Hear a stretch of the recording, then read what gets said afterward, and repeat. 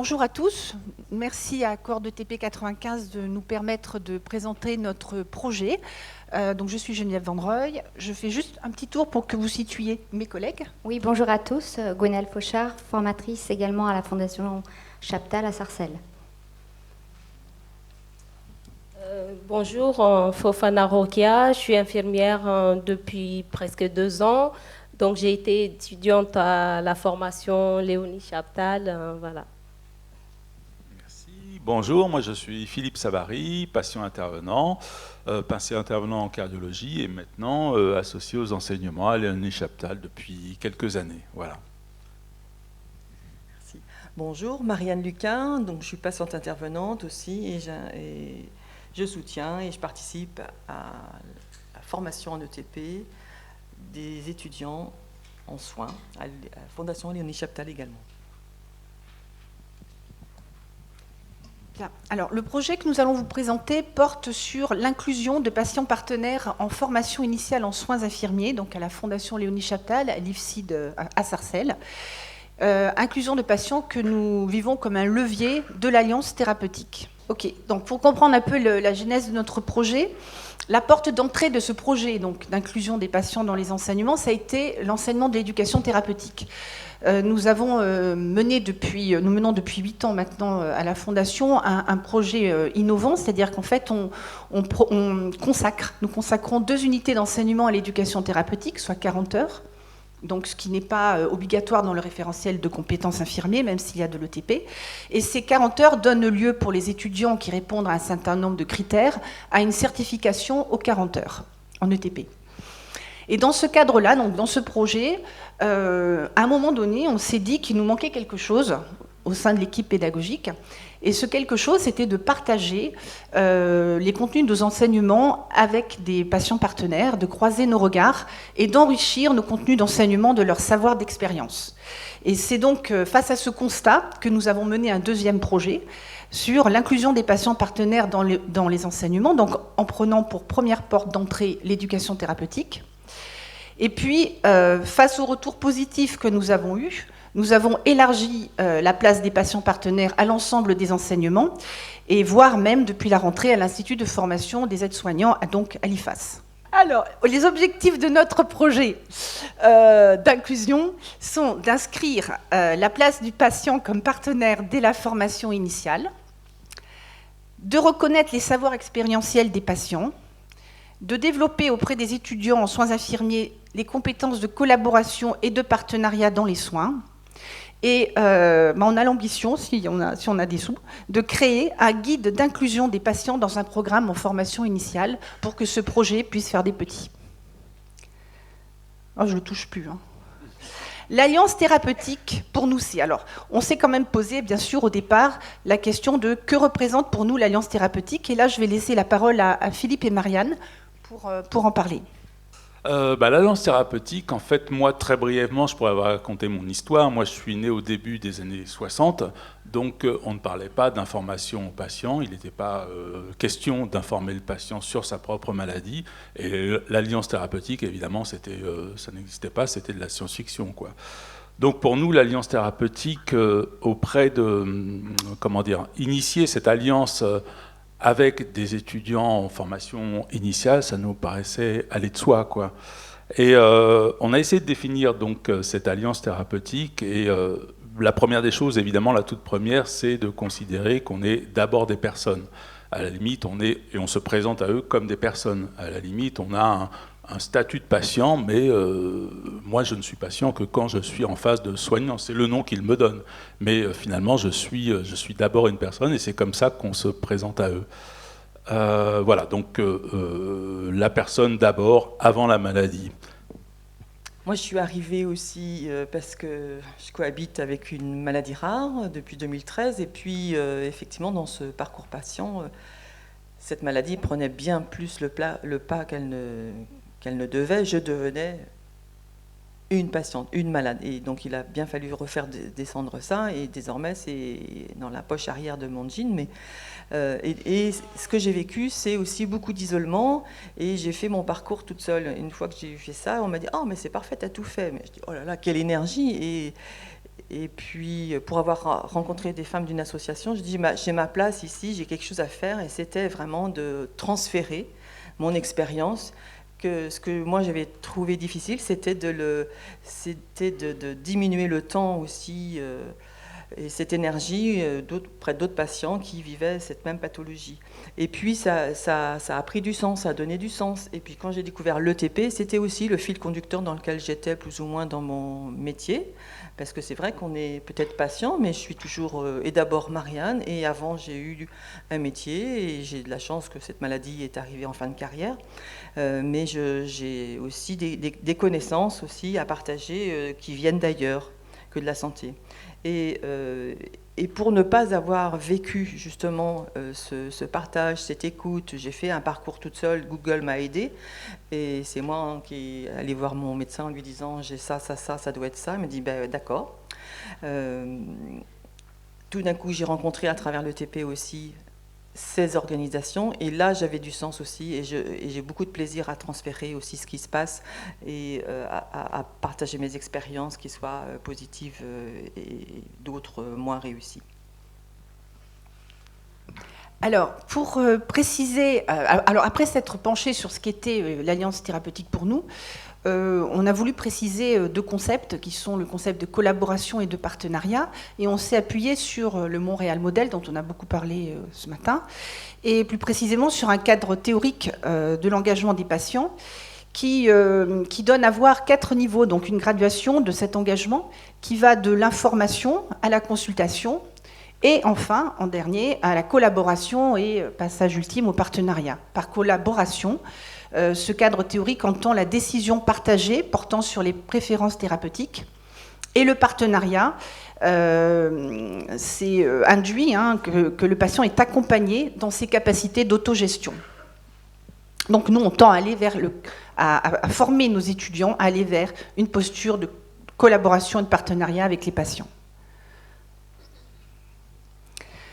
Alors, en quoi l'inclusion des patients dans les enseignements peut-elle favoriser l'alliance thérapeutique ?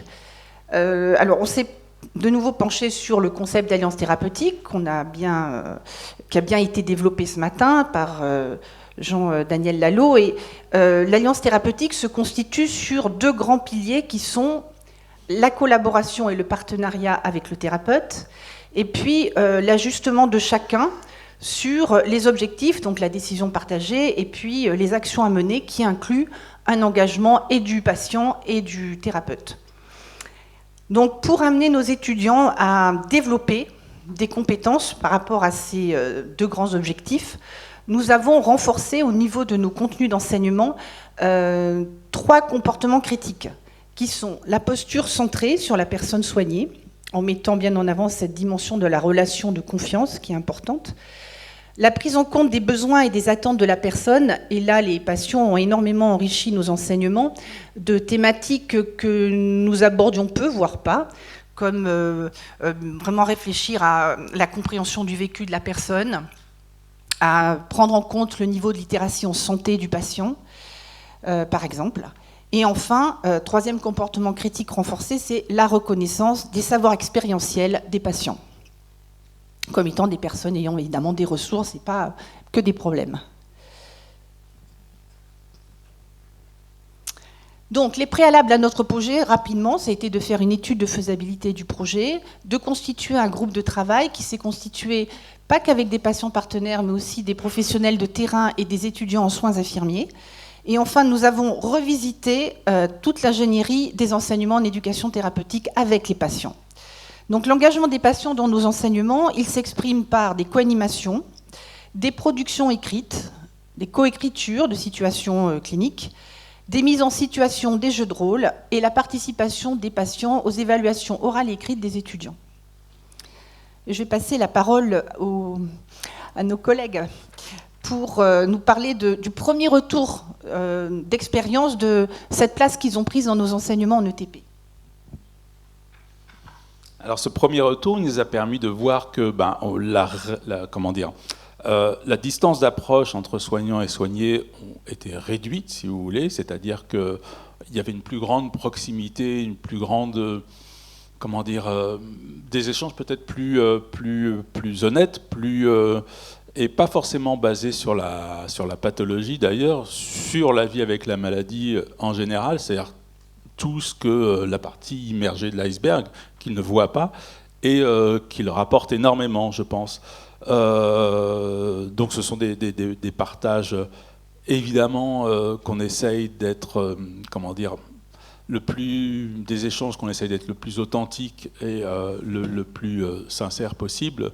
On leur parle de nos vies, on leur parle de nos difficultés, on leur parle de nos espoirs.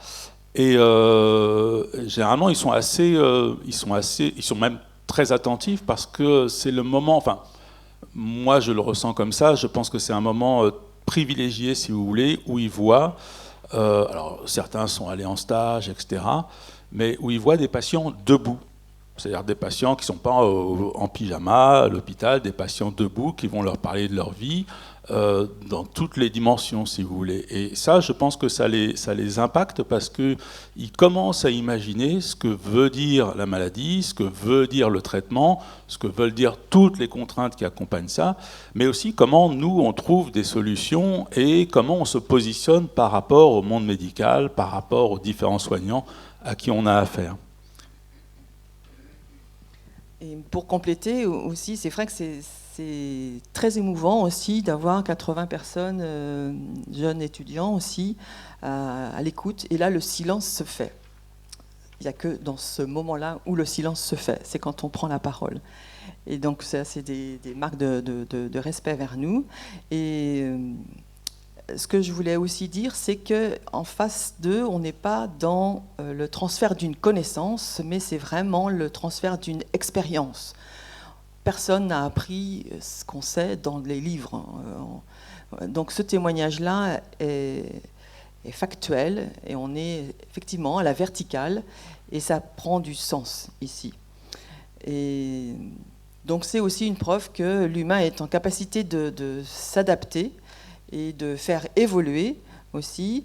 On se rend compte aussi qu'ils perçoivent aussi peut-être une certaine vulnérabilité aussi, et ça crée la relation aussi à ce moment-là. Et que ça permet aussi d'être sensible à l'autre. Donc ces perceptions sont vraiment, comme ça a été dit ce matin, c'est du ressenti. Il y a quelque chose de différent qui se passe. Et c'est qu'à ces moments-là où les patients et les soignants se rencontrent, où on perçoit ça. Et c'est assez, il n'y a pas de mots. Voilà, c'est vraiment une perception supplémentaire. Juste d'ajouter que c'est vrai qu'on sent bien la valeur de la parole des patients. C'est pas pareil que quand c'est nous qui parlons. Les messages sont beaucoup plus légitimes quand c'est vous qui les portez. En tout cas, c'est le retour qu'on a. Alors, moi, je vais vous parler du premier retour d'expérience de l'inclusion des patients dans l'enseignement des TP au sein de la Fondation Léonie Chaptal. Donc, pour les étudiants, il a été question de prendre en compte les ressources des patients. Donc, ça nous a permis de développer aussi ces compétences-là. Adopter son langage au niveau de littératie en santé des patients, comme ce qui a été dit ce matin. Quand un patient arrive et qu'on parle de CEP, ça ne lui parle pas. Donc nous, en tant qu'étudiante, donc on a su adapter notre niveau de langage et vérifier le niveau de compréhension de la personne avant tout. Et aussi, ça a permis d'avoir une posture centrée sur le patient, faire vraiment de vraies recherches de la compréhension des informations données, de l'adhésion de la personne. Donc ça, c'est essentiel dans les soins. Alors, en ce qui concerne sur le point de vue des formateurs, on constate que les patients partenaires ont renforcé l'alliance thérapeutique dans nos enseignements par une attention qui a été plus soutenue sur la notion de priorité du patient, le respect du temps du patient aussi, la disponibilité du soignant et de son écoute bienveillante, la décision partagée dont on a déjà parlé dans les soins, les ressources de la personne et l'accès aux soins. Et donc on s'aperçoit que finalement, on a, dans cette plus-value, permis de faire évoluer la formulation dans le raisonnement clinique des étudiants et de nous-mêmes, en ayant une posture un peu plus critique, en se disant, quand on formule un objectif éducatif, on va être plutôt sur amener le patient à, plutôt que d'être le patient sera capable de. Et donc ça a changé quand même le regard qu'on portait sur le patient. Donc on poursuit le développement de ce projet et on a commencé à développer ce projet en ayant réalisé une formation avec les patients partenaires en intra et l'équipe de formateurs sur la thématique de la co-animation. Et puis on le poursuit prochainement dans les mois à venir sur l'analyse des pratiques professionnelles. On poursuit également l'évaluation de ce projet en direct, finalement, sur les différents niveaux, selon ce modèle de Kirkpatrick. Et puis, comme on vous l'a dit tout à l'heure, on continue à ouvrir les enseignements dans d'autres filières, et notamment la filière aide-soignante. Et donc, la poursuite aussi de ce projet va aller vers l'inclusion des patients dans sur des nouvelles thématiques, notamment sur l'annonce diagnostique, sur, par exemple, la gestion des risques, qualité des soins, par rapport à une journée qui est organisée sur les vigilances au mois de juin. Sur le premier niveau d'évaluation, on a commencé à évaluer la satisfaction des apprenants, et la majorité des étudiants nous ont fait part que la co-animation permet d'enrichir les cours et que ça leur a permis d'acquérir de nouvelles connaissances, et notamment sur 3 principaux aspects qui font lien avec la notion de relation et la posture empathique. Et donc on s'aperçoit qu'à partir des verbatims que nous avons pu recueillir à travers les questionnaires, on voit que la notion de relation est importante, et que ça leur a permis de se dire qu'on peut mieux comprendre le point de vue du patient, de connaître son ressenti face à la maladie, et de mieux comprendre ce qu'il vit au quotidien. Donc je vais passer la parole à Rokia pour qu'elle nous fasse un petit retour d'expérience sur l'impact que la formation a eu sur sa pratique. Donc, pour vous tout dire, cette formation avec le partenariat, l'inclusion des patients en tant que partenaire m'a beaucoup appris. Donc, ça m'a permis de développer, comme j'ai su le dire tout à l'heure, d'autres compétences, notamment dans la considération du patient, pas comme sujet de soins. Donc, le patient comme étant une personne avec un vécu, le patient qui a ses propres ressources dont il faut déjà être à l'écoute et on a tout à apprendre du patient en fait. Donc moi au quotidien, c'est que je fais, donc j'ai su le transposer dans ma pratique quotidienne. Bien vrai que moi je travaille dans un service auprès des patients en état végétatif chronique EPR. Donc, même en état végétatif chronique, j'ai toujours développé, comme on dit, continué à développer ces compétences d'écoute, de relation de confiance, afin de renforcer l'alliance thérapeutique, que ce soit avec le patient ou les familles. Donc, voilà, pour moi, l'ETP, même le service où je suis, ce n'est pas fait de façon formelle. Donc, j'attends beaucoup de la structure. D'ailleurs, j'ai eu l'occasion d'en parler avec la responsable, parce que ça serait quelque chose dont j'estime qu'il sera le bienvenu, que l'ETP soit formalisé. Mais moi, je le fais personnellement de façon informelle, et je trouve que sans l'ETP, je ne vois pas l'harmonisation dans les soins. Et tout en considérant le patient comme étant une personne avec ses propres ressources dont moi j'ai besoin pour m'en référer aussi. Alors, nous avons donc trouvé ce qui nous manquait en partie, mais il nous reste encore beaucoup de choses à apprendre grâce aux patients partenaires. Et donc ce projet a encore de beaux jours devant lui pour poursuivre cette aventure qui nous enrichit jour après jour. On remercie, merci beaucoup Marianne, merci Philippe, et merci à vous aussi.